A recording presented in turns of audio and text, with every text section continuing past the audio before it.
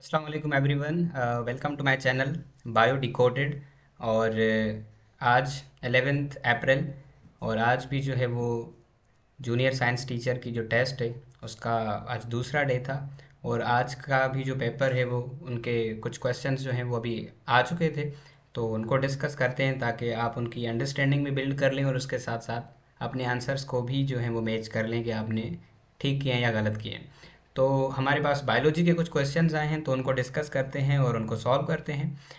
हमारे पास जो सबसे पहला क्वेश्चन है बायोलॉजी पोर्शन का जो हमें रिसीव हुआ है, that is a child of a new born with down syndrome shows an error in gamete formation. ठीक है, यानी कि एक बच्चा है, ठीक है, न्यू बॉर्न बेबी जिसको डाउन सिंड्रोम है। अब डाउन सिंड्रोम एक ऐसी कंडीशन है जिसके अंदर ऐसा होता है कि एक्स्ट्रा जो है वो लाइक क्रोमोसोम आ जाता है बेबी के अंदर। ठीक है, नॉर्मली अगर 46 होते हैं तो उस केस में 47 आ सकते हैं। उसको गैमीट फॉर्मेशन की एरर है या प्रॉब्लम है। This observed condition is most likely the result of. अब ये जो डाउन सिंड्रोम हुआ है या जो ये प्रॉब्लम इस बच्चे के अंदर आया है, इसकी वजह क्या है? ऐसा क्या हुआ था पास्ट में कि अभी उसको ये कॉन्सिक्वेंस या ये नतीजा फेस करना पड़ रहा है? तो इसका जो करेक्ट ऑप्शन है उसको ही मैं जस्ट एक्सप्लेन करता हूँ। Improper segregation of homologous chromosomes. Actually ऐसा होता है कि मियोसिस के दौरान जब गैमीट्स बनते हैं, जब रिप्रोडक्टिव या सेक्स सेल्स बनते हैं, तो उस वक्त ये होता है कि जो होमोलॉगस क्रोमोसोम्स होते हैं, जो एक जैसे क्रोमोसोम्स होते हैं, वो मिलते हैं आपस में।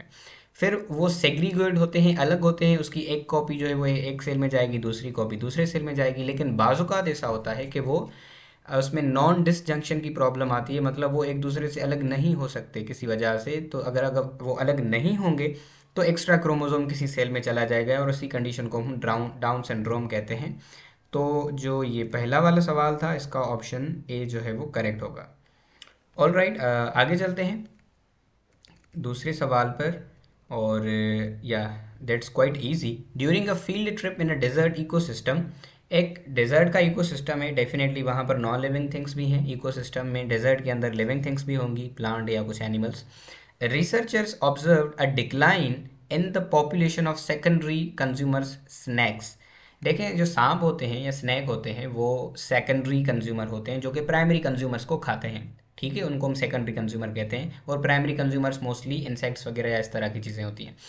अब सवाल ये है कि अगर सेकेंडरी कंज्यूमर्स कम हैं उस इकोसिस्टम के अंदर तो उसका रिजल्ट क्या होगा, उसका कॉन्सिक्वेंस क्या होगा? तो डेफिनेटली जो प्राइमरी कंज्यूमर्स हैं उनकी पॉपुलेशन बढ़ जाएगी, क्योंकि उनको खाने वाले जो सेकेंडरी कंज्यूमर्स थे वो तो अब कम हो चुके हैं। तो उसका रिजल्ट ये होगा कि जो प्राइमरी कंज्यूमर्स हैं उसकी पॉपुलेशन बढ़ जाएगी। सो इसका जो करेक्ट आंसर होगा that would be option A. All right, आगे चलते हैं। ठीक है, यहाँ पर 51 जो क्वेश्चन है that is about the urinary system या एक्सक्रिएटरी सिस्टम भी हम इसको कहते हैं। और let me pick the marker. हाँ ठीक है, तो इसके अंदर पूछा गया है करेक्ट सीक्वेंस क्या है कि जो ब्लड जो है हमारी फिल्टर होती है किडनी के अंदर, उनसे जो यूरिन बनता है, ठीक है, वो किस तरह से हमारी बॉडी से निकलता है, किस रास्ते को वो फॉलो करता है। तो बेसिकली ये साइंस का ही सवाल है, आई थिंक ये कोई 8 क्लास की साइंस के अंदर ये मेंशन है। तो जो करेक्ट सीक्वेंस है वो डेफिनेटली है किडनीज होती हैं सबसे पहले। ठीक है, उसके बाद उनसे दो पाइप्स निकलते हैं जिनको हम यूरेटर्स कहते हैं, और वो पाइप्स यूरेटर्स आकर यूरिनरी ब्लैडर में ओपन होते हैं।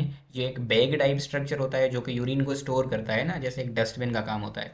और जब ये यूरिनरी ब्लैडर फुल हो जाता है तो हमें ब्रेन की तरफ से सिग्नल मिलता है और हम उसको टॉयलेट में एम्प्टी करते हैं। तो यूरिनरी ब्लैडर के बाद जो है वो यूरेथ्रा के ज़रिए वो यूरिन हमारी बॉडी से निकल जाता है। तो हमारी जो करेक्ट सीक्वेंस है एक्सक्रिएटरी या यूरिनरी सिस्टम की, वो कुछ इस तरह से कि किडनीज, किडनीज के बाद यूरेटर, यूरिनरी ब्लैडर और यूरेथ्रा। उसके बाद 52 एमसीक्यू है। ठीक है, आई थिंक ये बायो का लास्ट है और बाकी नहीं है अभी तक। The temperature beyond optimum reduces the enzymes function because. यानी कि अगर एक नॉर्मल लिमिट से ऑप्टिमम लिमिट से टेम्परेचर बढ़ जाएगा तो एंजाइम पर कौन सा इफेक्ट होगा, या एंजाइम की जो एक्टिविटी है वो क्यों इफेक्ट होती है? तो उसका रीज़न है it altars the enzyme structure या डीनेचुरेशन। यानी कि टेम्परेचर बढ़ जाने से एंजाइम की जो एक्टिविटी है वो इसलिए मुतासर होती है कि एंजाइम का जो स्ट्रक्चर है वो चेंज होने लगता है। और जब एंजाइम का स्ट्रक्चर ही चेंज होने लगेगा तो वो अपना काम परफॉर्म नहीं कर पाएगा। तो ये कुछ एमसीक्यूज थे जो बायो के रिसीव हुए थे। केमिस्ट्री के भी कुछ रिसीव हुए हैं, उस पर मैं एक अलहदा डेडिकेटेड वीडियो बनाता हूँ और उनको डिस्कस करते हैं। ठीक है, क्योंकि यहाँ पर टाइम लिमिट होती है रिकॉर्डर में। So this is it for this video. Take care of yourself, will be together in the next one. अल्लाह हाफिज़।